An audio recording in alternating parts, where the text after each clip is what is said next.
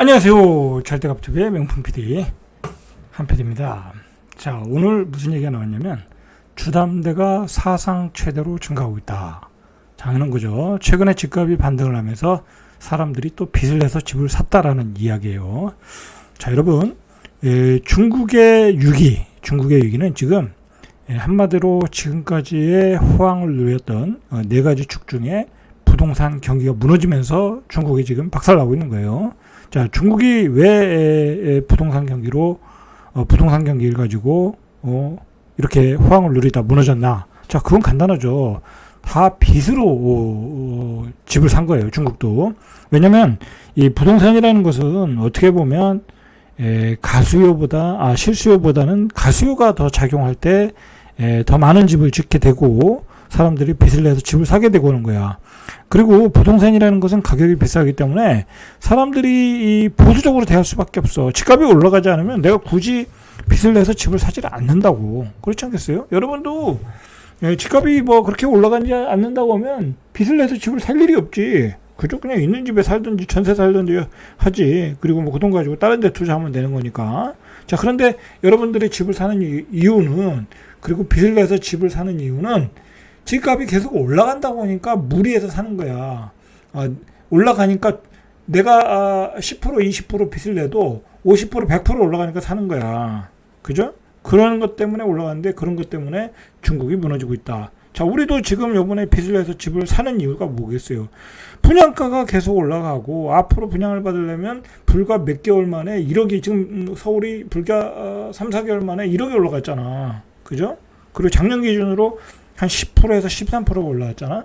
자, 그러니까 사람들이 어떤 생각이 들었어요? 아이고, 이거 늦게 분양받을수록 더 분양가가 더 오른다. 내년이면 더 10% 오른다. 그럼 내년에 받으려면 지금도 12억인데 내년엔 13억이 받아야 된다는 거야. 도저히 살 수 없는 가격이 되니까 사람들이 분양을 받는 거야. 비싼 가격에도. 그리고 전매 제한이 되잖아. 전매 제한이 풀렸잖아. 분양권 매매를 할 수 있잖아. 그러니까 뭐 돈이 없더라도 전매 풀리면은 분양권을 팔아서 짭짤하게 수익을 낼 수 있다라고 생각하니까 사람들이 집을 사는 거야. 자, 그러니까 정부가 이 분양가가 계속 올라가는 거에 대해서 이런 방구를 안 하는 이유가 그거야. 왜냐면 지금 뭐 지방은 분양도 안 되고 그나마 서울시장이 잘 되고 있는데, 거기다 대고 니네들 분양가 비싸니까 보증보험에서 분양가 규제를 할 수 있거든요. 보증보험에서 이거 허락을 안 해주면, 보증을 안 써주면 그 분양이 안 되는 거야. 중도금 대출이 안 나가는 거야. 그런데도 요즘 보증보험이 아무런 얘기도 안 하잖아. 막 분양가를 막 올려도. 예전에 좌파 정부에서는 분양가를 올리면 뭐 어떤 압박이 있어가지고 정부에서 압박을 했겠지. 그래가지고 어떤 분양가를 좀 컨트롤하는 게 있었는데, 그리고 이제 지방은 조금 그런 게 되잖아요. 뭐 그게 제일 잘 되는 도시가 청주이고, 그죠? 제일 안 되는 도시가 대전이고, 그죠? 대전은 뭐 분양가가 그냥 맨날 폭등하잖아. 도대체 대전에 있는 그 담당자들은 그 대전시장은 뭘 하는지 모르겠어. 그죠? 요번에도 그 탐방자인가요? 유성자이. 저기 어디죠? 송어리샘 자이 아이파크. 거기도 분양가가 비싸게 나온다고 그러고. 그죠? 자, 근데 요즘 서울은 그런 얘기가 나오지도 않고, 분양가 비싸다는 얘기도 나오지도 않고, 그리고 신문에서도 그런 얘기를 하지도 않아. 신문이라는 건 다 건설사 끼고 있으니까. 그리고 건설사 로비로 로비를 또 했을 거, 건설사 로비를 했을 거고. 자, 이런 상황으로 흘러가고 있다라는 거야. 그러니까 사람들이 분명히 비싼데도 불구하고 분양을 받고 있어. 분양이 잘 되다 보니까 사람들이 은행 금리를 조금 뭐 저렴하게 해준다든지, 아니면 30년 만기를 50년 만기로 늘려준다든지 하니까 사람들이 그 돈을 빌려서 집을 사는 거야. 영원히 집을 못 살 것 같으니까. 그래서 지금 시즌2 영끌이 이루어졌다라는 거야. 시즌2 영끌이. 결국은 이게 부작용이 일어나겠죠. 이렇게 빚으로 계속 집을 산다는 게 얼마까지 가겠어.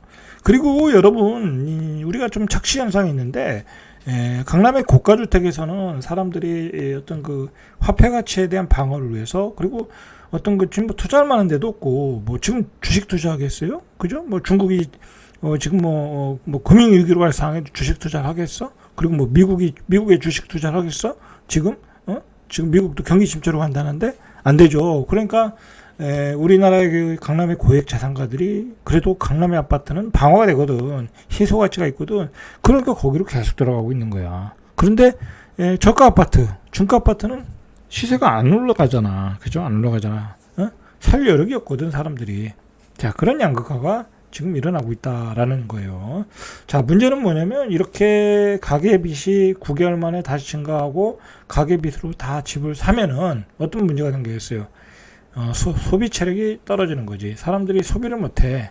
그죠? 외식도 못하고 여행도 못 가고 그리고 가전도 못 사고 자동차도 못 바꾸는 거야. 경기 침체로 가는 거죠. 거기다가 집값이 안 올라. 그리고 나중에 이제 뭐 지갑이 안 오르고 막 이자 부담은 늘어나. 그죠? 그럼 어떻게 되겠어? 금매를 내놓겠죠? 그걸 가지고 이제 폭락론자들이 이야기를 하는 거야. 한계에 이르렀다. 그죠? 큰 틀에서 저도 그렇게 생각을 해요. 큰 틀에서. 이제 어느 정도 폭락할 줄 몰라도. 자, 그러니까, 여러분들, 지금 일어나는 현상을 보지 말고 본질을 보세요. 본질을. 지금 집 사시는 분들은 가계빚으로 집을 사고 있다. 가계빚을 내서 집을 사고 있다. 그리고 시장은 양극화가 일어나고 있다. 그런데 그 중산층들이 살 집은 우리의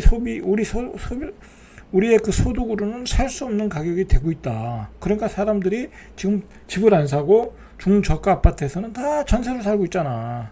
그러니까 지금 전세 가격이 올라가고 있잖아. 지금 전세 가격이 올라간다는 얘기는 뭐예요? 그죠? 사람들이 집을 안 사고 있다는 얘기야. 집을 안 사고 있다. 자, 여러분 그렇게 생각하셔야 돼. 잘 생각하셔야 돼, 지금.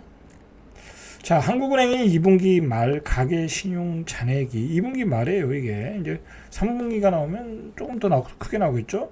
그래서 1862조 8천억 원으로 전분기 말보다 9조 5천억이 들었다. 그러니까 9조 5천억 정도 이건 이제 미결제 카드 비용, 판매 신용 이런 거 다 포함한 거니까 9조 5천억이 다는 아니겠지만 이거에 한 80-90%는 집을 사는데 썼다, 대출을 받았다라고 보시면 되겠죠. 자, 가계 신용이 증가한 것은 지난해 3분기 말 이후 9개월 만에 처음이라는 거야. 계속 줄었죠. 작년 4분기 말 막 금리가 폭등할 때 그때 3조 6천억, 그죠? 그때 이제 다 이제 부담이 되니까 다 디레버리징을 한 거예요. 자, 지난 1분기 말에도 14조 3천억이 줄었다. 그러니까 금리를 올리면 사람들이 소비를 줄여, 그죠? 그러면서 건전한 가계 경제를 만들어 가는 거야. 그런데 지금 다시 또 빚을 늘리고 있다는 거야. 빚을 내서 집을 사고 있다. 그게 누구야? 30대죠. 30대.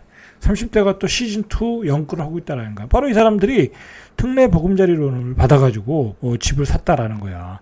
자, 이게 더 문제가 됐던 건 뭐냐면 뒤에서 이야기하겠지만 50년 만기 대출을 또 내는 거야, 은행에서. 은행은 이게 돈이 돈을 대출해줘야, 대출해서 이자를 먹고 사는데 그 대출에 갈 사람이 없는 거야. 은행에 돈을 쌓이고 금리는 비싸고 예대금리는 비싸고 그러니까 편법을 쓴 거야. 50년 만기 대출을 만들어 가지고 이제 아무한테나 이제 대출을 해주는 거지. 근데 30년 만기짜리와 50년 만기짜리 차이가 뭐냐면 결국 원리금 차이, 원금의 차이잖아요. 원금을 30년으로 나눠서 내는 거와 50년으로 나눠서 내는 때 틀린 거 아니야. 50년으로 나눠서 낼 때가 원금이 더 적은 거 아니야. 근데 그러니까 이자가 내린 효과처럼 보이는 거야. 그리고 그걸 빌려서 50년짜리를 대출받아서 집을 사는 사람들은 예를 들어 40대, 50대야. 그럼 무슨 생각이 들겠어요? 내가 40대면 50년이면 90살이야. 내가 그때까지 살지 죽을지도 모르는데, 그죠? 그러면 받는 사람 입장에서 편안해지잖아요. 그죠? 내가 책임지지 않아도 된다는 거 아니야. 그 이후로는. 그죠? 사는 동안 올라가면 좋은 거고. 50년, 50대, 60대면 더 말할 것도 없이. 그러니까 그 상품이 엄청나게 팔렸고, 그게 부동산 시장을 자극하니까 정부에서 대출 규제를 제한하는 거야. 나이 제한을 두는 거지. 그잖아요. 그 사람이 50대인데 50년 만기 대출을 주면 100세까지 살아야 되잖아. 말이 안 되잖아요. 그죠? 그렇게 된 거예요. 자, 4분기 주택 판매 거래량은, 작년 4분기 주택 판매 거래량은 9만 1,000가구 했는데 2분기에 15만 5천 가구. 그러니까 이게 한 거의 2배 늘은 거죠. 2배는 아니고 한 3분의 2 정도 늘은 거죠. 이렇게 대출받아서 집을 많이 샀다. 30대가. 실제 주담대 금액이 1031조 2천억 원. 지난 분기 말에 이어 역대 최대 수준이다. 증가폭 역시 14조 1천억 원. 14조 1천 원은 늘어났다는 거예요. 전분기가 4조 5천억인데 증가폭이 14조 1천억이 늘었다는 거. 3배가 늘었다는 거야. 이 규모는 2021년 3분기 이때가 제일 영끌할 때잖아요. 20조 9천억. 자, 그러니까 또 영끌했다는 거야. 그죠? 또 영끌했다. 이거 큰일 났죠. 자, 문제는 가격이 올라가기 쉽지 않은 게 문제가 있는 거야. 그리고 올라가도 문제가 있고, 그거 누가 사주겠어요. 그죠? 누가 사주겠냐고. 그럼 그걸 살 사람은 또 대출을 받아서 사야 되는 거야. 근데 뭐 이미 대출 받아서 살 사람들이 다 샀고 대출 받을 사람이 없는데, 그러니까 은행에서 50년 만기를 들고 나온 거야. 그러면 이제 또 대출 받을 사람이 없죠. 그러면 60년, 70년 만기가 나왔겠죠. 그냥 놔뒀으면.